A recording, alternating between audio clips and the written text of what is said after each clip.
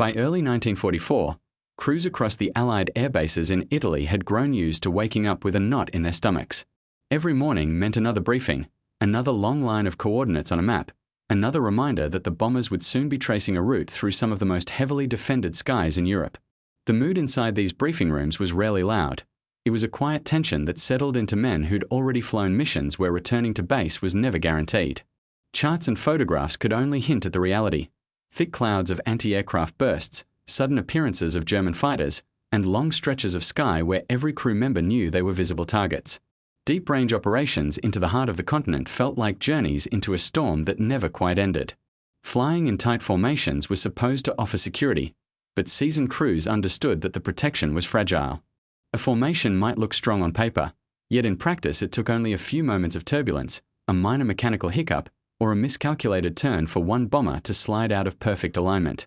That small slip could draw the attention of enemy pilots who specialized in spotting the slightest break in order. For crews inside these aircraft, the most stressful moments weren't always the visible attacks. They were the periods right after their escorting fighters had turned back, when the sky around them suddenly felt too large and too quiet. This was the gap, the invisible line where American escort fighters had to break off due to fuel limits and the bombers continued forward alone. Crews even had a phrase for it spoken in a half-joking, half-uneasy tone: the moment the sky feels heavier. Once the escorts peeled away, the formation tightened almost reflexively, everyone scanning the horizon with a new urgency.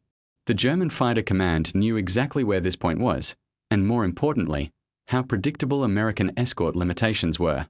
They didn't need to guess. They simply waited. The Allied strategists understood the dilemma all too well. They had long championed precision bombing conducted during daylight hours, believing that clear visibility meant hitting factories, refineries, rail yards, and other carefully chosen targets with far greater accuracy. But clarity came with a cost. When the sun was up, the defending fighters could see the formations from miles away. Precision required proximity, and proximity meant exposure. Crew members were trained to trust the power of coordinated formation flying combined with the impressive range of defensive guns on each aircraft. Inside the narrow turrets and open waist positions, gunners had practiced for months to defend their formation. Yet deep down, they also understood that the most advanced strategy still needed close escort to actually succeed. While commanders debated solutions, the bombers kept flying, and the toll kept rising. Repeatedly, crews returned with empty seats at mess tables, silent reminders of how much each mission demanded. Even those who tried to maintain a sense of routine could never fully shake the tension, because every briefing started the same way: weather reports, expected altitude, fuel projections, and then the escort assignment. That last detail always made the room shift. Some crews felt a spark of confidence when certain escort groups were mentioned, while others exchanged looks that revealed unspoken worries. Not all escort groups were alike. Some had reputations for skill and discipline, others for aggressive flying. And there was one particular group that sparked whispered conversations, not out of admiration, but doubt. The 332nd Fighter Group, newly assigned to long-range escort duties, had just arrived in theater. Their pilots were distinct, not because of their aircraft or tactics, at least not yet, but because they were the first black military aviators in American history. Unfair assumptions preceded them. The War Department had resisted their very creation, and some senior officers were openly skeptical of the program. These doubts filtered down to the bomber crews, forming biases long before the two groups had even shared the sky. Many bomber crew members had never flown with them but had already formed opinions based on rumor rather than experience. Yet while doubts circulated in mess halls and hangars, something different was brewing within the 332nd themselves. Their commanding officer, Benjamin O. Davis Jr., understood better than anyone how narrow their margin for error was. Davis had lived his entire life navigating expectations imposed on him not because of his abilities, but because of assumptions about what he could or could not do. Now he was responsible for a group of pilots facing the same challenges. He knew that one poorly flown mission wouldn't be seen as an isolated incident. It would be held up as a verdict. Inside the 332ND's camp, preparation took on a tone that blended determination with quiet intensity. Their pilots were experienced, disciplined, and deeply aware of the responsibility placed on them. They understood that their upcoming assignments weren't merely military duties. Every decision they made in the sky, every formation held, every bomber protected, would echo far beyond a single mission. The challenges they faced were the same as any fighter group: long flights, navigating unpredictable weather, watching fuel consumption with razor-sharp attention, but the consequences carried extra weight. Their performance didn't represent just a squadron. It represented the future of black aviators in the American military. As preparations for new escort missions continued, the 332nd was studying maps, rehearsing rendezvous patterns, and analyzing previous escort failures from other units, not to criticize, but to improve. The Mediterranean theater offered a mix of coastal routes, mountain chains, and unpredictable winds that could alter timing and spacing between fighters and bombers. Mastering these variables required precision. Pilots practiced staying close to formations without crowding them, adjusting speed carefully so that they remained fully visible to bomber crews while maintaining enough flexibility to react quickly. Still, the 332nd had yet to prove themselves in this role. They had flown earlier missions, certainly, patrols, ground attack assignments, and engagements over the Mediterranean, but escort duty was different. It demanded a particular style of flying, patient, deliberate, and selfless. Nothing about it was glamorous. There were no sweeping dives or dramatic solo encounters. Escort flying meant being present, predictable, and dependable. It meant understanding that the bombers were the reason for the mission, not the enemy fighters, not personal achievement. And yet, even before their first major escort operation, the pilots of the 332nd were already planning to do things differently. They had listened closely to bomber crew concerns, learned from previous escort patterns, and thought carefully about how to address the fear that rippled through formations when escorts disappeared too early or wandered too far in pursuit of personal victories. The 332nd recognized that one of the greatest shortcomings in escort work was inconsistency. Bomber crews needed to see their protectors, not just occasionally, but constantly. Visibility meant reassurance. Visibility meant deterrence.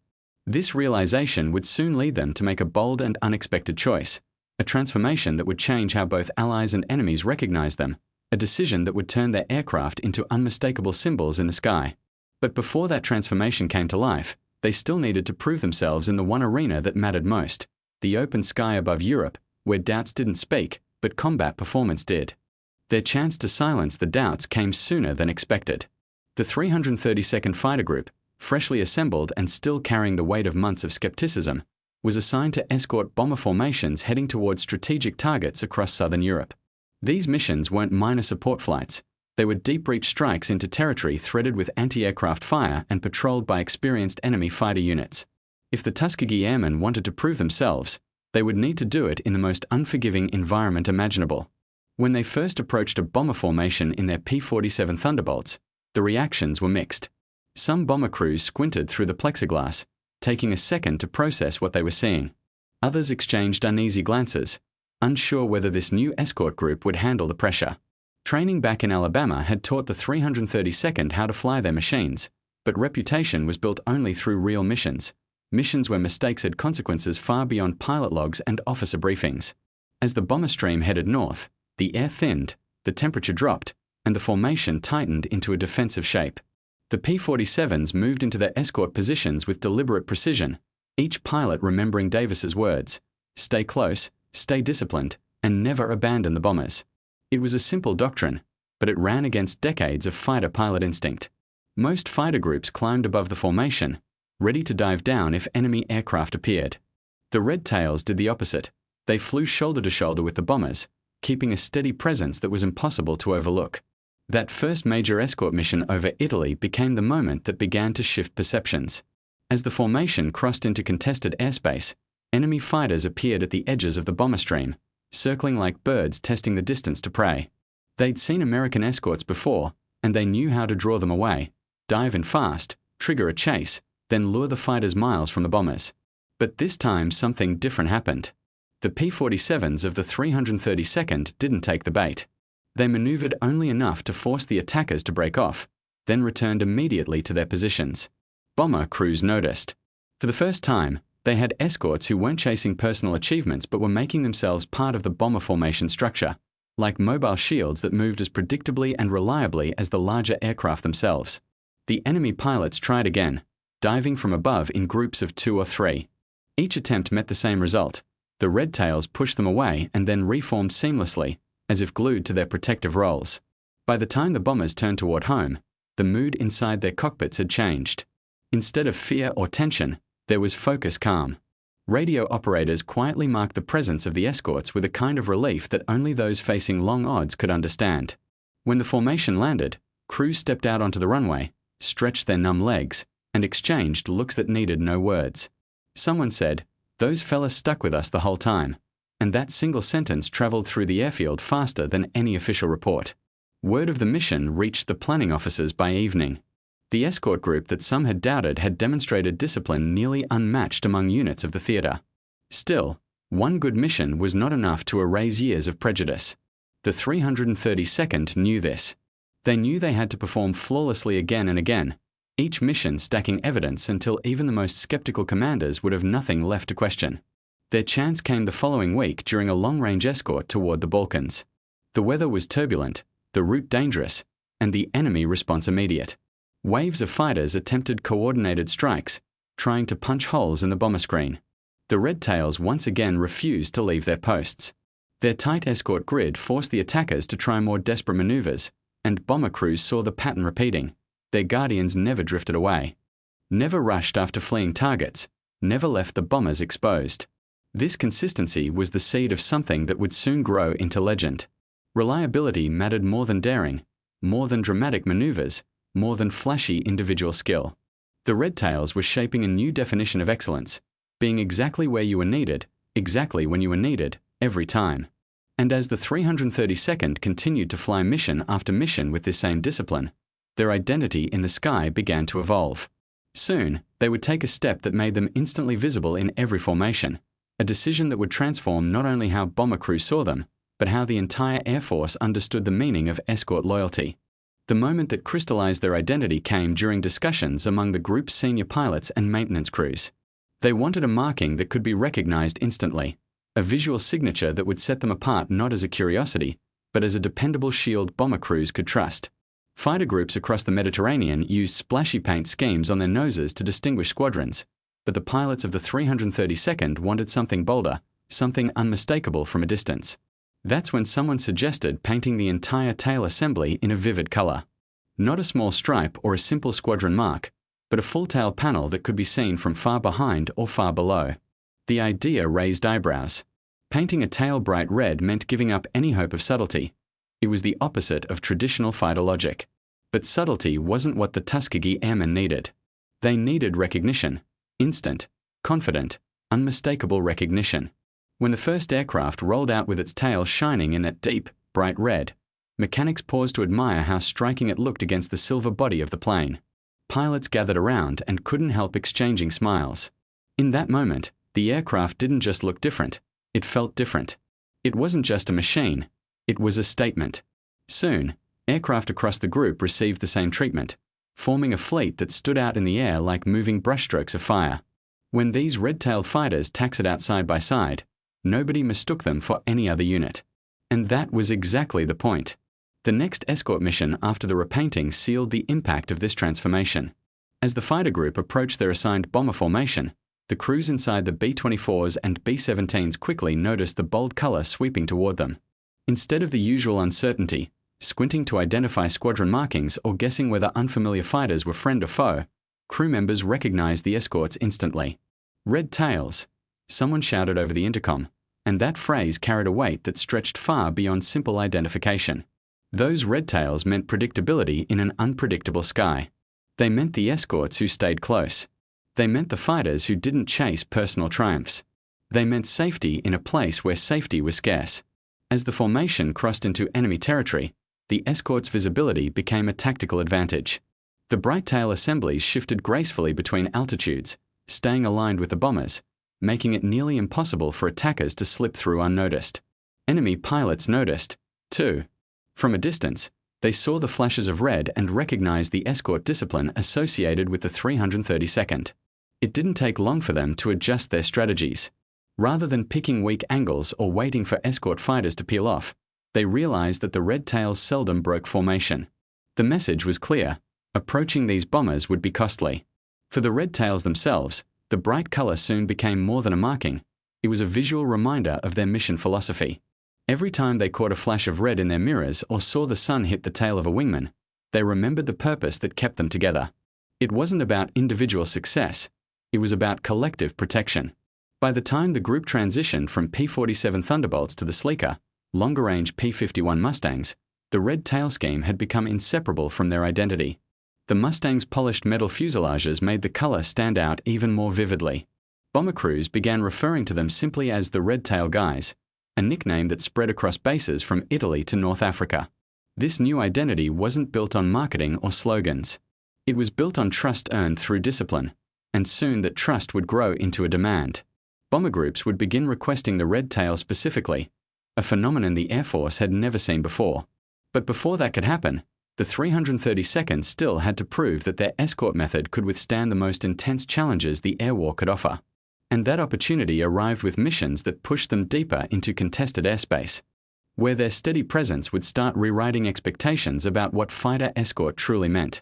The deeper the missions reached into Central Europe, the more unpredictable each moment became. The routes grew longer, the weather less stable, and the opposition more determined. Yet the Red Tails maintained their discipline with a steadiness that surprised even veteran bomber crews. The 332nd understood that escorting deep-range missions wasn't just about meeting the formation at the start, it was about staying with them until the moment they turned home, no matter how demanding the conditions. These missions often began before sunrise. Pilots walked across the dim airfield with parachutes under their arms and frost clinging to their flight suits. Crew chiefs waited beside the polished Mustangs, their silhouettes framed by the glow of maintenance lamps. The quiet before engine startup was always brief. As soon as the first propeller began to turn, the entire line erupted into synchronized roars, creating a wave of vibration that rolled across the ground. Within minutes, the formation was airborne, climbing toward the prearranged rendezvous point where the bombers would be waiting. From the bomber crew's perspective, the moment the red tails appeared, those bright splashes of color gliding into position often felt like a shift in atmosphere. The bombers were large, slow, and steady. The Mustangs were sleek, maneuverable, and confident. The contrast between the two made their partnership feel almost symbolic. Where the bombers carried weight and responsibility, the fighters brought agility and reassurance.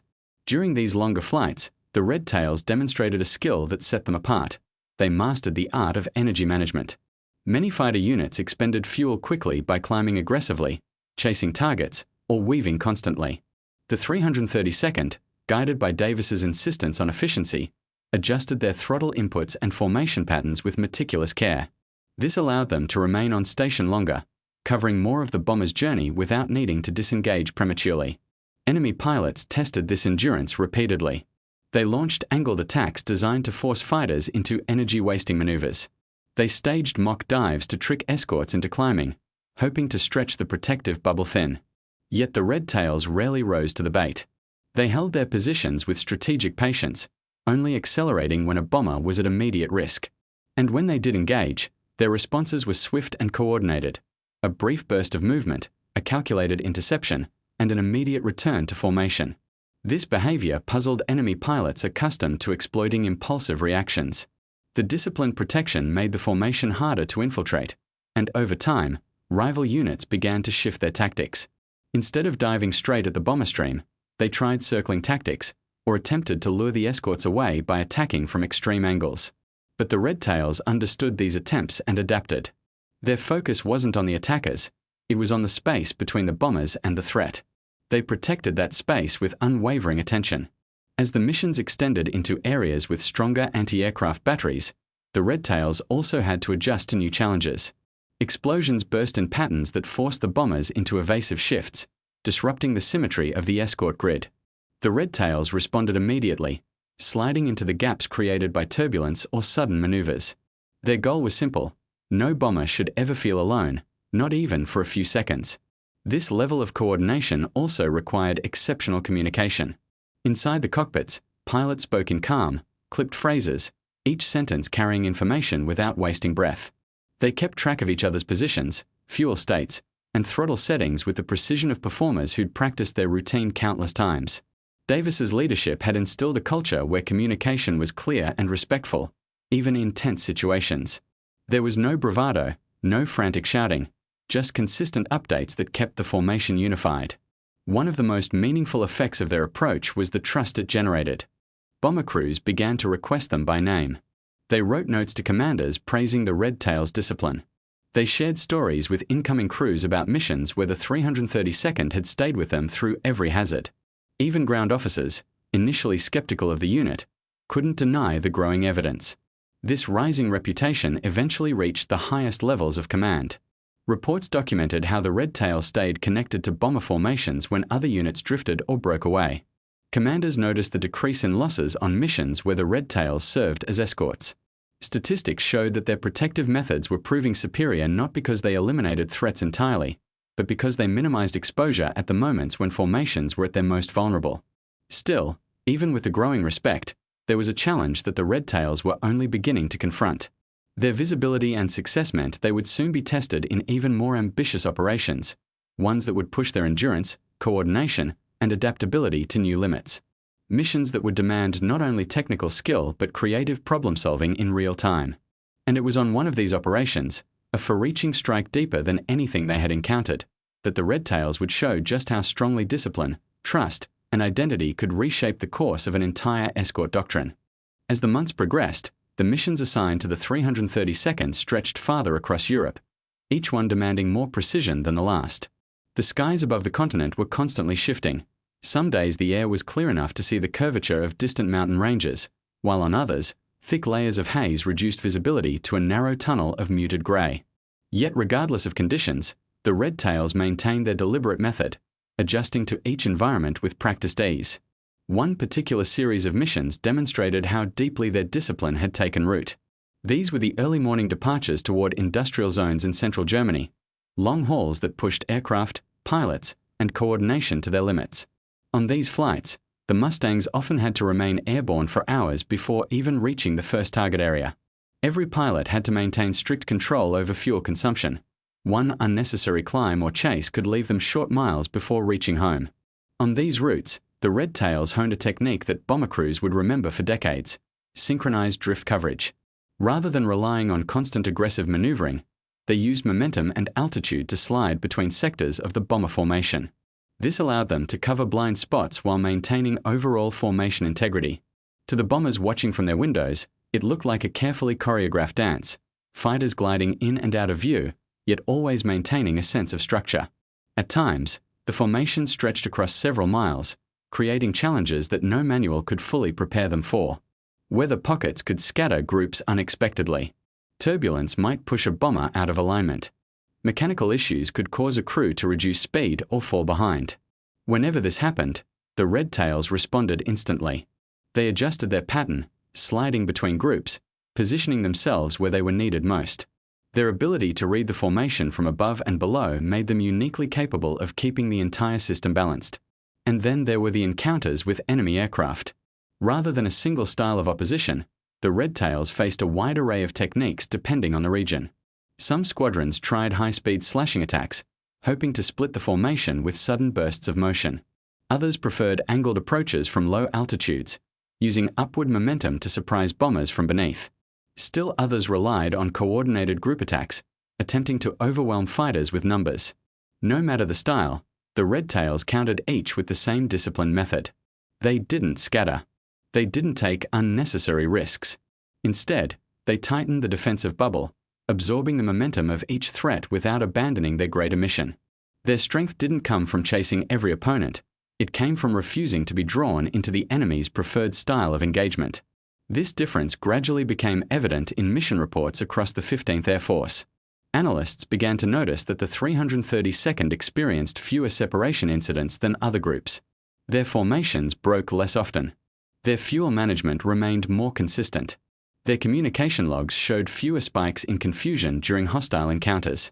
All of this contributed to an escort record that stood out sharply from the statistical norms of the time. The Red Tails themselves rarely discussed these emerging numbers. Their focus was always on the next flight, the next escort pattern, the next adjustment they needed to make. But commanders across Italy and the Mediterranean theater watched the reports closely. Something was happening, something that couldn't be dismissed as coincidence or luck. An escort group was performing with a level of consistency that exceeded expectations, and they were doing so during some of the most demanding missions of the campaign. This momentum set the stage for one of the most challenging operations of the year, a mission that would require endurance, precision, and a complete trust between bombers and escorts. It would test their ability to remain cohesive even as conditions deteriorated. And it would become another turning point in the Red Tails' evolution, reinforcing their role as dependable partners in the sky. By the midpoint of the year, the European air war was changing rapidly. Strategic targets were shifting deeper inland, forcing bombers to cross regions with increasingly complex defenses. Each mission brought new layers of coordination, not only among fighter groups but between entire air wings. The 332nd had gained a solid reputation among bomber crews, yet they had to continue refining their approach as the battlefield evolved around them. One major challenge came during missions toward the central industrial corridors of Austria and southern Germany. These routes were notorious for rapidly shifting weather patterns. Clouds could rise suddenly, icing formed on aircraft wings without warning, and visibility sometimes dropped to just a few seconds worth of sky. For escorts, this meant every movement had to be calculated with the awareness that the bomber crews were navigating a maze of changing conditions. During these flights, the Red Tails adopted what many bomber crews later described as layered guardianship. They positioned fighters at different altitudes within the formation, creating overlapping fields of observation. Some pilots flew slightly above the bombers, scanning for high-altitude attackers. Others remained even with the formation, moving laterally to cover broad sectors. Additional groups dipped slightly below to defend against upward attacks. This multi-tiered structure offered stability during sudden shifts in weather. A bomber that momentarily descended due to turbulence would immediately find an escort in its vicinity. A group forced to adjust its climb angle would still see protective coverage nearby. Even when the bombers disappeared into cloud banks, the escort grid remained intact, allowing the formation to re-emerge without losing its defensive integrity. As the Red Tails expanded their range, they also became adept at adapting to unfamiliar landscapes. The geography beneath them shifted from coastal plains to mountain chains, from open fields to winding river valleys. Each environment influenced the way enemy forces coordinated their defenses. In mountainous regions, attackers used terrain to mask their approach. In flatter areas, they relied on altitude advantage. The Red Tails catalogued these differences subconsciously, adjusting their defensive flow with each new mission. This adaptability became evident during a complex mission toward northern Italy. Midway across the route, a weather front disrupted visibility so severely that several bomber elements drifted apart. In many escort groups, this type of dispersion resulted in fragmentation. Fighters would lose track of their assigned bombers, leaving vulnerable pockets in the formation. But the Red Tails responded differently. Instead of chasing each bomber individually, they anticipated how the formation would realign once the turbulence passed. They created temporary coverage zones, positioning themselves at points where the drifting bombers were most likely to reconnect. When the clouds finally parted, the Red Tails were already in place, guiding the groups back together with calm radio cues and steady formation movements. This ability to remain patient, to think strategically rather than react impulsively, set them apart from more aggressive fighter units. It showed that their escort philosophy wasn't just about holding formation, it was about reading the larger picture, understanding how to reinforce stability even when the environment tried to pull everything apart. Their continued reliability made them increasingly visible not only to bomber crews but to commanders across the Mediterranean theater. Reports noted their low rate of breakaways and their consistent ability to maintain escort contact through difficult conditions. These observations strengthened the emerging trust that bomber groups had already begun to express. And with each mission, that trust mattered more. The deeper the targets reached into Europe, the more important it became to have escorts capable of enduring the entire journey. The Red Tails were proving again and again that they were ready for this responsibility, not just through skill, but through a steady presence that bomber crews could count on even during the most unpredictable circumstances. As summer progressed, the pace of operations increased dramatically. Allied strategy demanded constant pressure on transportation networks, factories, and storage depots across Axis territory. This required daily missions, sometimes multiple sorties within a 24-hour period. The Red Tails found themselves in the air more often than on the ground, their aircraft cycling through maintenance crews at a speed that tested the limits of every support team at Ramatelli.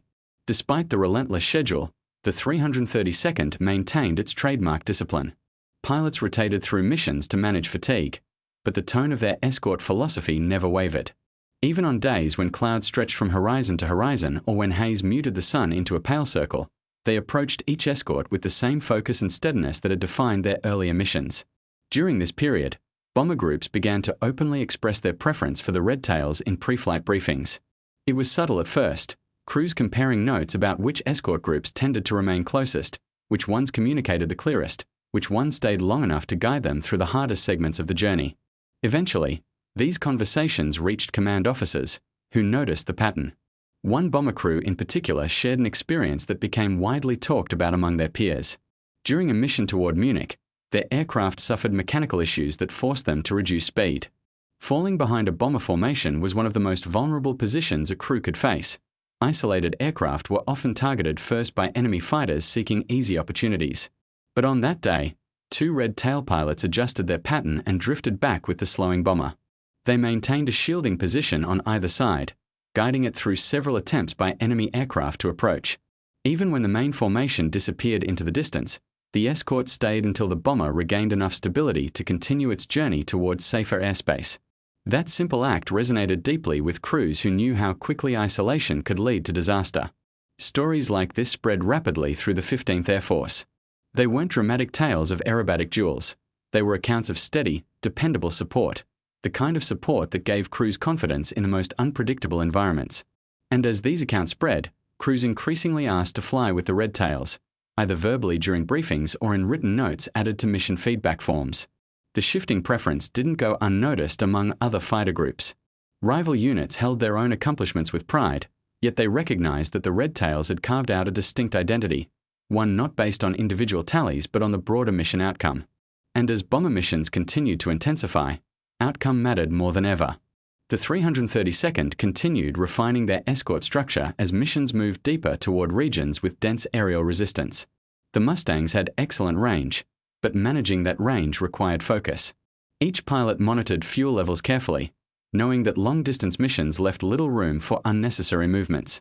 The red tails had developed a rhythm to conserve energy without compromising their protective coverage. As they prepared for one of the most ambitious missions of the year, a long-distance route stretching farther than any they had previously flown, the unit focused on coordinating their fuel strategy, formation roles, and communication plan. They understood that a mission of that scale would test their escort method in every possible way. Yet they approached it with confidence, grounded in the knowledge that they had earned the trust of crews across the airfields of Italy. And that trust would play a pivotal role as they crossed into one of the most challenging regions they had ever encountered, a stretch of sky where timing, stamina, and discipline would mean the difference between a scattered formation and a synchronized return journey. The preparation for this next mission began well before dawn. Pilots reviewed maps and fuel calculations, traced expected enemy approach vectors, and repeated the escort plan until it became second nature. As engines warmed in the cold morning air, the red tails climbed into their Mustangs with the understanding that this mission would be longer, more complex, and more demanding than any before. The bombers took off first, their silhouettes rising through the soft glow on the horizon. The red tails ascended shortly after, banking toward the pre-dawn sky where their formation would merge with the bomber stream. Even from a distance, the bright markings on the fighters' tails reflected the rising sunlight, a visual reminder to the crews above that the escorts were on their way. Once the formations aligned, the long journey began. The target lay deep beyond mountain ranges and vast industrial zones, requiring the escorts to conserve fuel from the first minute. The red tails adopted a pace that balanced speed and endurance, allowing them to remain with the bombers for the entirety of the route. The first significant threat came as they crossed over a wide valley known for sudden weather shifts. Low clouds gathered rapidly, absorbing the sunlight and casting the formations in muted grey tones. Temperature changes caused turbulence that scattered the bombers slightly. But the red tails adjusted instantly, weaving between gaps and helping the formation maintain cohesion. The second challenge came from coordinated enemy aircraft approaching at high altitude. They attempted wide-arc dives designed to disrupt the escort pattern. But instead of rising to them individually, the red tails anticipated their trajectory and positioned themselves to intercept before the enemy reached effective firing distance. The resulting maneuver looked almost effortless from the bomber's perspective, a synchronized shift in altitude that reshaped the escort barrier with smooth, deliberate movement. The bombers released their payloads over the target area while facing organized ground defenses. The sky flickered with distant bursts, forcing the formation to maintain steady flight despite the agitation in the air. Even in this chaotic environment, the red tails remained visible on all sides of the bombers, guiding them through the turbulence and into the return path. As the formation began its long flight home, a new threat emerged, rising cloud layers that obscured the horizon. This created disorientation and forced bombers to rely heavily on instrument guidance. But the Red Tails anticipated this as well. They stayed close, flying slightly ahead or to the side so that the bombers could use visual cues whenever possible. Though visibility was limited, the reassuring presence of the escorts prevented the formation from drifting apart. The Red Tails' endurance was tested by the journey's length, yet they maintained a steady pace, conserving fuel through careful throttle adjustments. They remained with the bombers until the landscape of friendly territory finally appeared beneath them. Only when the bomber crews were within safe distance of their bases did the Red Tails peel away, guiding each group until the last possible moment. This mission served as a powerful demonstration of what the 332nd had become, not merely a fighter group, but a reliable foundation for some of the most demanding operations of the war. Their work had transitioned from proving their skills to reinforcing their position as a dependable part of the air campaign. The crews who flew that day returned with quiet respect for the escorts who had remained by their side through every challenge. As the operational tempo reached its peak, the trust between bomber crews and the Red Tails had grown into an unspoken bond. It was reflected in the way crews scanned the sky, not merely hoping to see bright tail markings, but expecting them.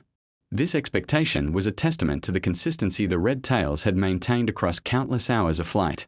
Their dependable presence subtly influenced the way bomber formations prepared for missions. Crews expressed greater confidence during pre-flight briefings when assigned to fly with the 332nd. Mission planners noticed this shift in morale.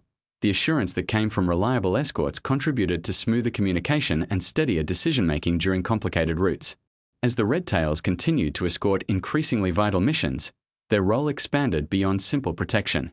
They became part of a broader strategic rhythm, a unit capable of shaping how missions unfolded from start to finish. Their ability to adapt to new tactics, weather patterns, and flight environments created a foundation that allowed bomber crews to focus on their own objectives. During this period, the Red Tails also demonstrated an impressive flexibility in coordinating with other escort groups. Junction points between coverage zones required precise timing. One group had to remain long enough for another to pick up the escort without leaving the bombers unprotected. The Red Tails managed these transitions with quiet precision. They communicated efficiently with incoming escorts, adjusted altitude to maintain clear sightlines, and ensured that no bomber felt unguarded even during handoffs. Their reliability in these exchanges earned them a unique place within the operations network. Other escort groups came to trust the Red Tails' timing and formation discipline, making coordination smoother across entire mission structures. This mutual respect between units further strengthened their integration into the overarching strategy. Even as the missions grew more challenging, the 332nd continued to evolve. They refined their timing during turns, improved their distribution during altitude changes, and developed techniques to maintain cohesion during rapid weather shifts. Their experience allowed them to respond intuitively to new challenges that emerged mid-flight, adjusting their formation in ways that less practiced units struggled to replicate. One of the defining characteristics of the Red Tails during this stage was their ability to stay calm under unpredictable conditions. On missions where sudden atmospheric changes disrupted visibility, they remained steady and communicated clearly. When enemy aircraft attempted surprise approaches, they reacted with measured efficiency rather than scattered energy. This demeanor spread to the bomber crews, who often cited feeling steadier during tense situations when escorted by the Red Tails. Their steady influence extended beyond the skies. Ground crews noted that the pilots returned from missions with clear, detailed reports that helped refine future planning. Their willingness to learn from each sortie, no matter how successful, allowed them to adapt more effectively than many units around them. As winter approached and the final series of long-range missions drew near, it became clear that the Red Tails were not only experienced escorts but essential contributors to the momentum of the entire air campaign. And in the largest mission they would soon face, this experience would prove invaluable. The final major operation of the season presented the Red Tails with their most demanding challenge yet.